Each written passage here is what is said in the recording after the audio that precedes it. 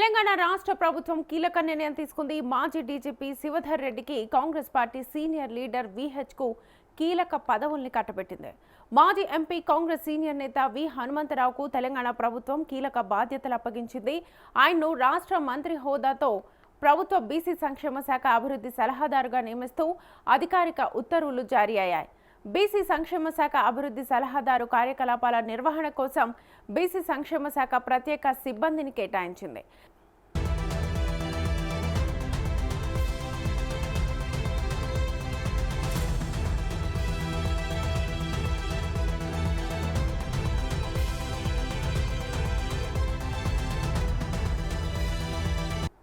ఇక తెలంగాణ రాష్ట్ర ప్రభుత్వం కీలక నిర్ణయం తీసుకుంది. కాంగ్రెస్ పార్టీ సీనియర్ లీడర్ వీహెచ్కు కీలక పదవుల్ని కట్టబెట్టింది. ఇదే అంశానికి సంబంధించి ఫుల్ డీటెయిల్స్ మా ప్రతినిధి ప్రభాకర్ అడిగి తెలుసుకుందాం. ప్రభాకర్.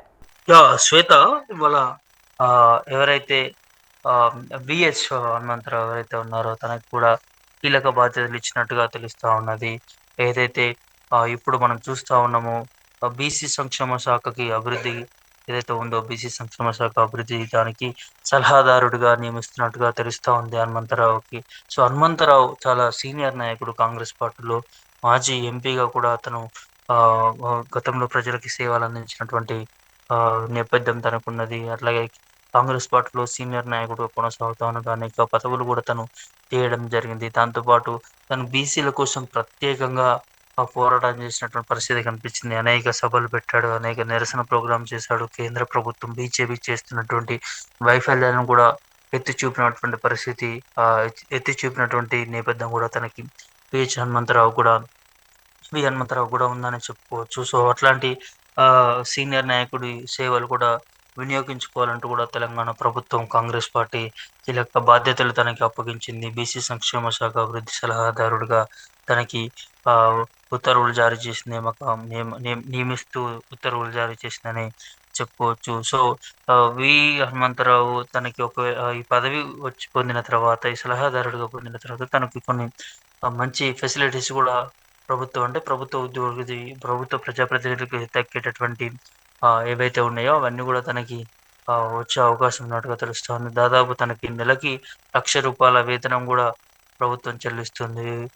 ఒకవేళ ప్రభుత్వ క్వార్టర్ అంటే తను ఇంటి నుంచే సేవలు అందిస్తే మాత్రం, ఇంటి దగ్గర నుంచే ఉంటే మాత్రం ఖచ్చితంగా 50,000 అద్దెకు సంబంధించినటువంటి అలవెన్సెస్ కూడా హనుమంతరావుకి వస్తాయి. అదేవిధంగా విధి నిర్వహణలో సొంత వాహనాలు లేకపోతే 30,000 వరకు కూడా తనకు వచ్చే అవకాశం ఉంది. సో ఇట్లా కొన్ని బెనిఫిట్స్ అండ్ అలవెన్సెస్ కూడా తనకు ప్రభుత్వం నుంచి దక్కే పరిస్థితి కనిపిస్తుంది. ఎందుకంటే తను ఒక ప్రభుత్వ సంబంధించి సలహాదారుగా పనిచేస్తూ ఉన్నారు కాబట్టి ఖచ్చితంగా ఇవన్నీ కూడా తనకి ఫెసిలిటీస్ అనేటివి ఉంటాయి. అదేవిధంగా ఐఏఎస్ అధికారులు అదేవిధంగా మంత్రులతో వారికి ఏ విధంగానైతే వాల్యూ ఉంటుంది, ఏ విధంగానైతే వారికి ఆ ఫెసిలిటీస్ ఉంటాయి, ఇవన్నీ కూడా తినకుండా అవకాశం ఉంటుంది. ఇక్కడ నా సభలు మీటింగ్ జరిగినా కూడా సో సలహాదారులు కాబట్టి ఖచ్చితంగా ఒక ప్రత్యేక ప్రిఫరెన్స్ తనకి ఇచ్చే అవకాశం ఉంటుంది.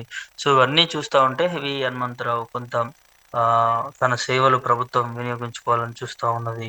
సో ఖచ్చితంగా కాంగ్రెస్ పార్టీ ఏ విషయంలోనూ వెనక్కి రాదు. సీనియర్ నాయకులను గుర్తించడంలో కూడా ఖచ్చితంగా తను కాంగ్రెస్ పార్టీ అన్ని విధాలుగా ప్రయత్నం చేస్తుంది, ఎవరిని కూడా వదులుకోదు.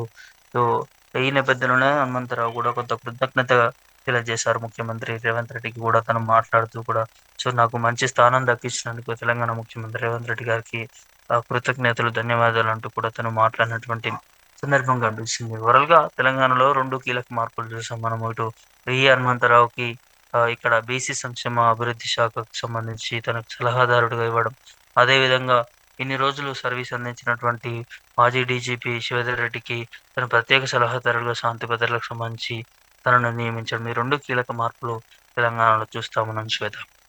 Right Prabhakar, thank you.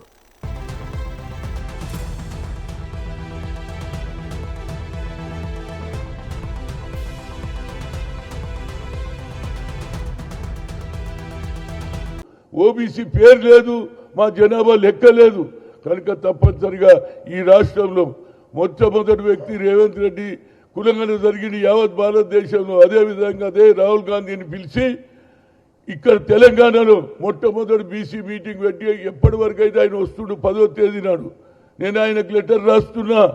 Narendra Modi నువ్వు ఓబీసీ ఉండి కూడా నువ్వు ఓబీసీలకు న్యాయం చేస్తలేవు, హైదరాబాద్కు వస్తున్నావు కనుక రాకముందే మా కులగణ అందులో ఇంక్లూడ్ చేయకపోతే తప్పనిసరిగా హనుమంతరావు ప్రజల మనిషి తెలంగాణ గురించి ఎంతోమంది ప్రాణాలు అర్పించినారు, ప్రాణాలు కోల్పోయారు, జైలుకు పోయారు.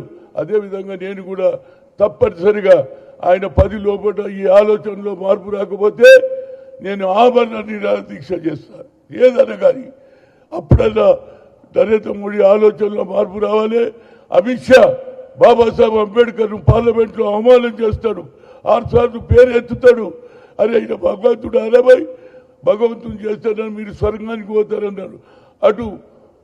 అటు నరేంద్ర మోడీ ఆలోచన ఏ విధంగా ఉన్నదని తెలిసాలంటే తప్పనిసరిగా ఈ కులంగనలో మాకు చేర్చకుంటే మళ్ళా 100 సంవత్సరాలైనా మాకు న్యాయం జరగదు బాబు. మొన్న లోకల్ బాడీలో జరిగితే 52% సర్పంచులు గెలిచారు. అదేవిధంగా ఎక్కువ సంఖ్యలో చైర్మన్లు, వైస్ చైర్మన్లు. మా అధికారాన్ని ఓట్లో మోర్ దాన్ 60% ఎక్కువ జనాభా లెక్కలు ఎందుకు చేయరని ఆయనకు లెటర్ రాస్తున్నా. ఆయన 10 లోపల వచ్చే లోపల ఈ నిర్ణయం తిరగకపోతే I will take indefinite hunger strike. And anyhow, I want to thank to the Chief Minister and also కార్యకర్తలు కూడా. నేను పదవి గురించి రాలేదు, 12 ఏళ్ల నుంచి నేను కొట్లాడుతున్నా కార్యకర్తల గురించి. పేద ప్రజలకు ఇక్కడ ఏది హాజీపూర్లో 3 అమ్మాయిలను రేప్ చేస్తే 10 సార్లు అయినా ఆ గ్రామంలో ఉన్నటువంటి మహేష్ భాగవత్ కమిషనర్ శిక్ష ఇస్తే ఇవాళ జ్యుడిషియరీ కూడా హైకోర్టు అప్రూవల్ ఇస్తలేదు. ఇది ఎక్కడ న్యాయం అండి? అదేవిధంగా రైతులకు సంఖ్యలు వేస్తే పోయినా ఇది మన కేటీఆర్ జిల్లా అయినటువంటి సిరిసిల్లలో ఎస్సీలను అట్టాసిట్ చేస్తే అక్కడికి పోయినా పిల్లలు ఏదైతే ఇంటర్మీడియట్లో పేర్లు దాన్ని తెలుసుకొని ప్రాణానికి చేస్తే వాళ్ళ ఇంటికి కూడా పోయి ఇచ్చిన కనుక నా కల్చర్ జీవితాంతం పడుకు బలైన వర్గాలకు వచ్చాయి. ప్రాణాలన్నా ఇవ్వడానికి నేను సిద్ధమున్నా. ఇది జరగాలి, దానికి రేవంత్ రెడ్డి గారు తప్పనిసరిగా మద్దతు ఇవ్వాలి. ఆయన ఆలోచన కూడా ఏమున్నది, రాహుల్ గాంధీని ప్రధానమంత్రి చేయాలని నా ఆలోచన కూడా అదే. కనుక ఈ తెలంగాణలో గతంలో వరంగల్లో బహిరంగ సభ పెడితే 5-6 లక్షల మంది వచ్చారు, సోనియా గాంధీ వచ్చింది. అదేవిధంగా రేపు మా ముఖ్యమంత్రిని కలిసినప్పుడు ఫస్ట్ ఇదే అడుగుతా, నాకు పదవులు లేకపోయినా ప్రజల పక్షాన ఉంటానని మీడియా మిత్రులను